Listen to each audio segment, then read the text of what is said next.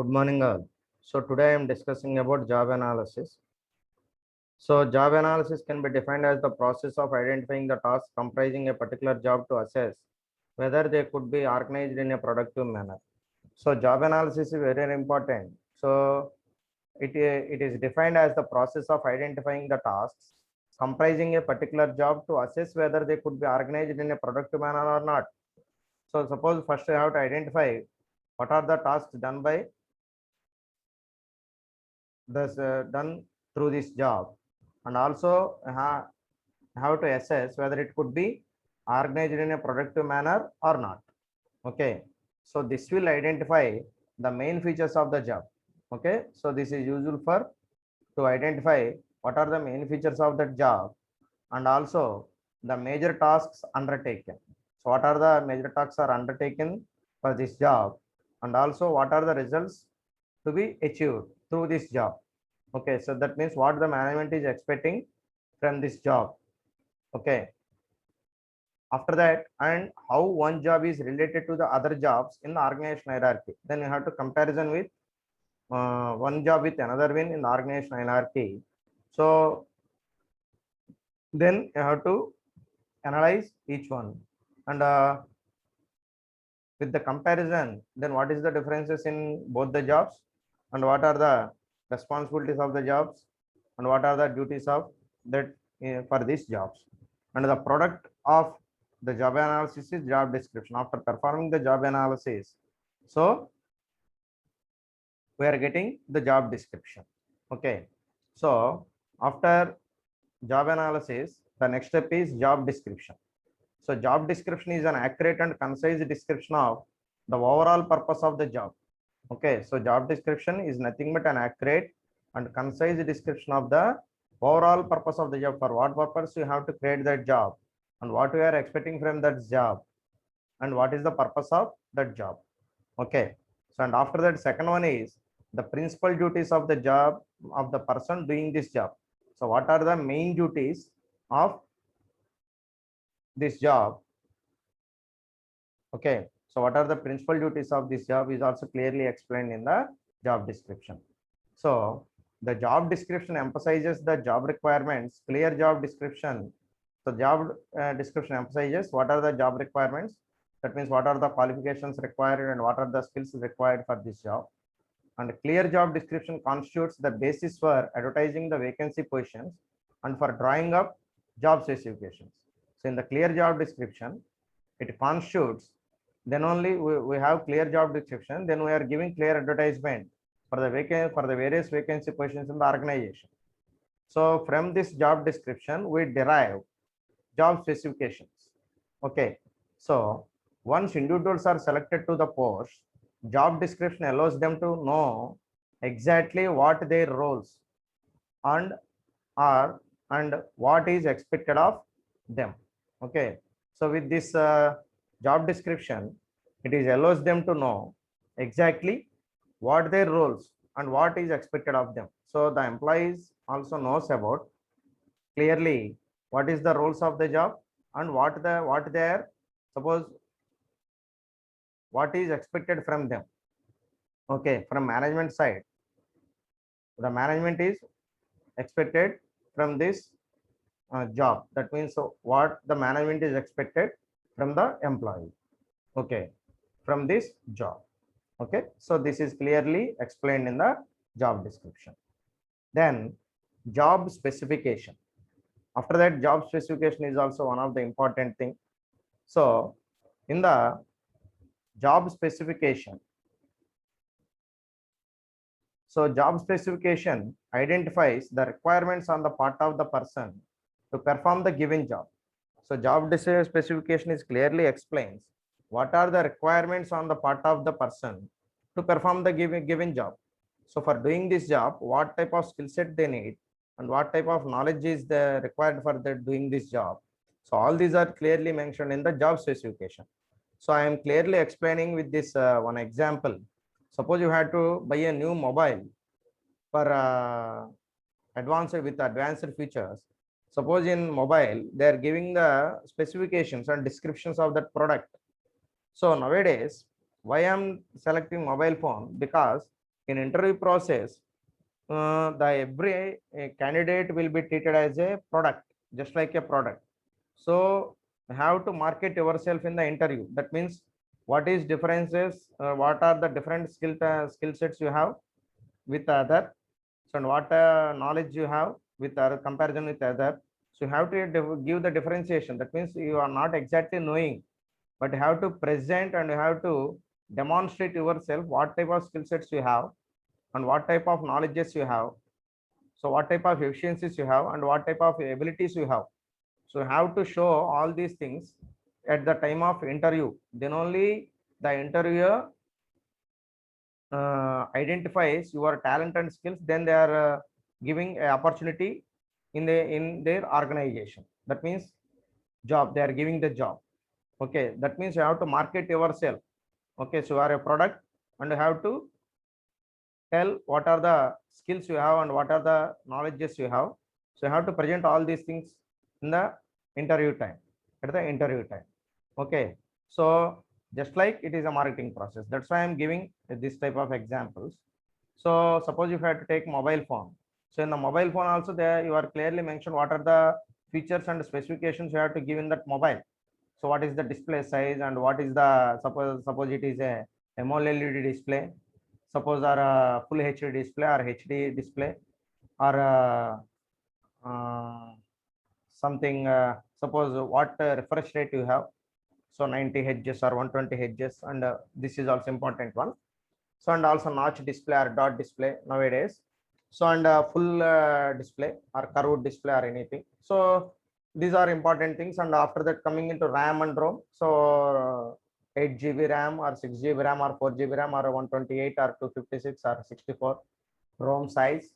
And after that, what type of processor you have, Snapdragon or MediaTek processor or Helio processor. So what type of processors you have to use. And after that, another important thing is camera. Coming into the camera, so AI camera are focused, suppose some of the features are there, some are using Sony camera and some are using some different cameras. And after that, coming into graphics for gaming purpose, so what type of gaming processor they are used in the mobile. And after that, coming into audio technology, is there any Dolby support or a DTS support or something high resolution audio. And after that, a type C charger or a type normal charger. So suppose type C. So or, is there any additional features, some gyroscope and accelerometer, so IR blaster. So these are the some of the additional features. And after that, 5G technology or the 4G technology, and what type of Bluetooth technology, and what is the Wi-Fi speed. So then I have to know all, you have to, they are mentioned all this, what is the SAR value. So 3.5 mm jack or suppose nowadays fast charging, so 18 watts fast charging and 32 watts, 33 watts, 20 watts, something 55 watts also there. And some charging technology, WOOC technology, they are providing Realme. So and some fast charging technologies are there specifically. So what are the things you have to give in the product, then you have to clearly mention in the specification, just like that. So job specification clearly gives for that job what are the requirements, that means what are the specifications they need, the skills and some knowledges and some abilities and capabilities what they are required for the job, they are clearly mentioned in the job specification. Okay, so it provides interview an understanding of the job and helps him to assess the qualities necessary for its performance to an acceptable standard at the time of interview.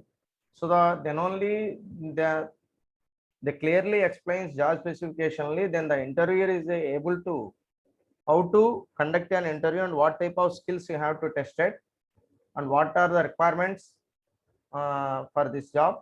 That means how the interview is conducted and what the skills they are tested. Then the interviewer is having a clear knowledge on that. Then only we are giving the complete job description, job specification. Then this helps him to compare the performance of candidates objectively and to eliminate unsuitable candidates. So with the job specification, with the help of job specification, he clearly understands what are the requirements, and also in comparison he done comparison between the candidates. So then he tried to eliminate the unsuitable candidates and he tried to recruit the suitable candidates for this job. Okay, so this helps, job specification helps to interviewer to select the right employee for the organization. Okay, so that's it, job specification. After that,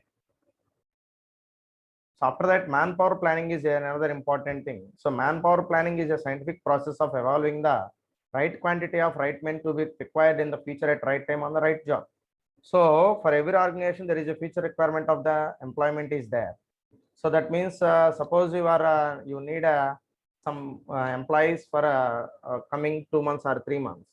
So then you have to plan before, because at that time you are not getting a right person for that job. So at that time you can't do anything. That's why you have to plan early. Then you are getting a good people for this job, because you are selecting a right people for right job. Then only they are giving good performance. They show complete performance. They provide complete suppose perform well, then your requirement is fulfilled. Otherwise, there is no use at all. So for that purpose, you have to recruit the right quantity of right men at the right time and at on the right job. That is another important thing. So definition of manpower planning is, it may be defined as a rational method of assessing the requirements of human resources at different levels in the organization. First, you have to identify what are the requirements, future requirements of the employee in the different levels of the organization. So suppose there are number of departments are there. So you have to collect the data from the all the departments. Okay. So according to that requirement, you have to give the recruitment notification. After that, you have to select them. So it ends with proposals for recruitment. So in the manpower planning process, first you have to take the proposals of the recruitment. After that, you have to retention or even dismissal where necessary. So where is there any necessary to retention on employees and dismissal of the employee, done this. After that, you have to recruit the new people. Okay, so objectives of manpower planning. So what are the objectives of manpower planning? Making correct estimation of manpower requirement. So for this process, so making corrective estimate of manpower requirement. First, you have to estimate what are the exact requirement of the manpower. So after that, managing the manpower according to the need of enterprises. After that, you have to manage the manpower according to the requirements of the needs of the enterprise. Okay.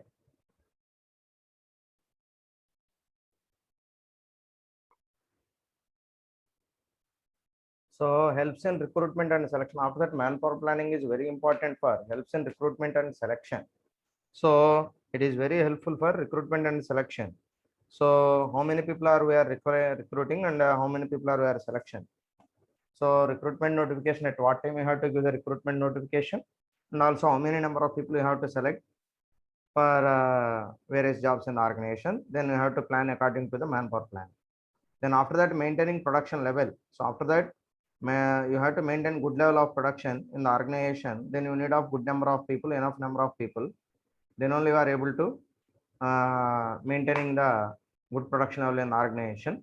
So then there is a required number of people are there. Then only adequate number of employees are there. Then only you are giving a better production levels. You have to maintain the better production level in the organization. So after that, making employees development program effective. So after that, it also affecting the employees development program. So is there any need of effect, suppose employees development program? So then you require manpower planning. Suppose according to the manpower planning, then you have to develop the employee development programs also.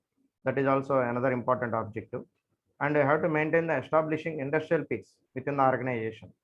So industrial peace, then there is a required number of people are there. Then the work is distributed. So nobody is feel stress or unhappy in their jobs. Then ultimately it leads to industrial peace. Then reduction in labor cost. After that, you have to reduction in labor cost. That means there is no excess number of people and there is no shortage. So you have to maintain enough number of people in the organization. Then ultimately it leads to reduction in the labor cost, and minimization of labor cost is also same. Both are same. So then you have to, in this way, you have to minimize the labor cost also. So these are the objectives of manpower plan. So after that, then coming into the recruitment. So recruitment is very, very important source of manpower planning. So recruitment is the process of discovering competent employee out of available candidates in the market. So who are suitable to job and according to organization requirements. So you have to identify or discover the employees, the people which are the candidates which are suitable for our requirements of the job. Then you have to identify them. That is a very, very important thing. You have to identify the competent people, those who are having the skills or knowledge according to the job requirement. Then you have to identify them. Okay, so this is nothing but called as recruitment. So you have to consider both the job requirements and also organization requirements. Those who are fulfilling these two things, then you have to identify them. Okay, the identification process is nothing but called as recruitment. So recruitment is the process of attracting prospective employees and stimulating them for applying job in an organization. So you have to, it is a process of attracting the prospective employees and stimulating them. So after that, you have to stimulate them. That means you have to motivate them for applying the job in an organization. Okay, so that is the recruitment. So, and what is the recruitment process? So recruitment process is another important thing. So that is very important thing. So recruitment or hiring is the process of searching and attracting the right candidates for hiring them for vacant jobs in an organization. So recruitment or hiring is a very important process of searching and attracting the right candidates. So you have to search the right candidates and also you have to attract them for hiring them for vacant jobs in an organization. So you have to fill the jobs with right persons only. Then you have to identify the right persons and attract them also. So there are two sources of recruitments. One is internal source and external source. So internal source means within the organization, you have to recruit them, and external sources are outside of the organization. So recruitment refers to the process of searching for potential employees and influencing them to work for their organization. So recruitment is nothing but it is the process of searching for potential employees. Then first you have to search the potential employees, those who are having the ability and capability, and influencing them to work for the organization, and you have to influence them. They are ready to work for the organization. That is the recruitment process. So the process of the recruitment is to find talented and qualified individuals. So you have to find the talented and qualified individuals for the growth and development of their organization. So for what purpose? Then only you recruit the talented and qualified people. Ultimately, the organization is developed. Okay, so because they are working for the development of the organization, ultimately the growth is there. There is a growth for organization. So it is part of the human resource management department. This is the part of human resource management department. Okay. So after that, sources of recruitment. This is very important thing. How we are recruiting. So where we are recruiting. So we are having two sources are there majorly. So one is internal sources and second one is external sources. Okay. So internal sources and external sources. So we have two sources. Internal sources is transfer and promotion, and external sources recruitment at factory gate, casual callers, advertisement, employment agencies, management consultants, educational institutions, recommendations, labor contractors, telecast. So these are the sources of the recruitment. So first one comes into internal sources. So transfer and promotion. Suppose is there any vacancies in the another branch? So you have to transfer them. So suppose is there an excess number of employees are there in branch, then you have to shift that, transfer them to another branch. So in this way, you have to fill the gaps. Then after that, second source is the promotion. Promotion is nothing but I have to give betterment, next position to the employee with their performance levels, depending upon their performance in levels. Suppose assistant manager to manager, that is the promotion. Okay, so you have to fill the position of the manager with the assistant manager. Then the assistant manager position will be filled by next person or new person. That is a choice. Okay, so in this way I have to recruit the people, uh, recruitment the gaps with the help of internal sources, that is transfer and promotion. So after that, external sources. So external sources is also another important thing. So because this is the major source of the recruitment of the new employees. So first one is recruitment and factory gate. That means uh, those who are need the work, then they are coming into the factory gate. Then they are asking, is there any vacancies are there? So then you are collecting the biodata of them. Then is there any vacancies are there, then you have to recruit them. Okay, that means you call for interview at the same day or some other day. So the job seekers are directly came to the factory gate and they are inquired at uh, reception. So then the people are suppose the HR department is collecting the biodata from them. Then is there any vacancies are there, or is there any future vacancies are there? Then at present there is vacancy, they are conducting the interview on the same day or some other day, then they are recruiting them. So in this way we are getting the candidates. This is one of the source. And second one is casual callers. Casual callers means they are directly make a phone call to the organization, is there vacancies are there? Then they are taking the mail ID or something. So then they are sending their resumes, and after that you have to verify the resume. So then they are having the required skills according to our job position. Then we are call them to interview. Then after conducting interview, then they are suitable for our job, then we are selecting them. So this is the one of the source, that is the casual callers. And another important thing, another important source is advertisement. So advertisement is also another important thing. So because all the major recruitments are only done by advertisements. So because this is done by televisions or newspapers or now social media. So in Facebook, Twitter, and some Instagram, some LinkedIn, and these are the different sources, advertisements, and WhatsApp. So advertisement notifications are issued, suppose posted in the media, both print media, social media, and uh, televisions. So in this way, they are giving the advertisements, and people, those suppose job seekers are see these advertisements, and then they are applying the jobs. Okay, so then you are conducting the interviews. After that, the same process will be carried on. So and after that, employment agencies also plays a crucial role, because there is a government employment agencies and also private employment agencies are there. So Naukri.com, just like that, and government employment agents are there. The job seekers are already put their resumes or all the details in the job sites. Then the employer is searching, or HR manager is searching in that databases. That means employment agencies are some Naukri.com, all these things. Then automatically they see your profile and all the qualifications of you. Then they call, suppose you fulfill all the requirements, then they are call for interview. Then they are conducting the interview, and after that, you fulfill the requirements, then they are recruiting them. Okay, so this is one of the sources. And after that, management consultants means these consultancies, private consultancies are there.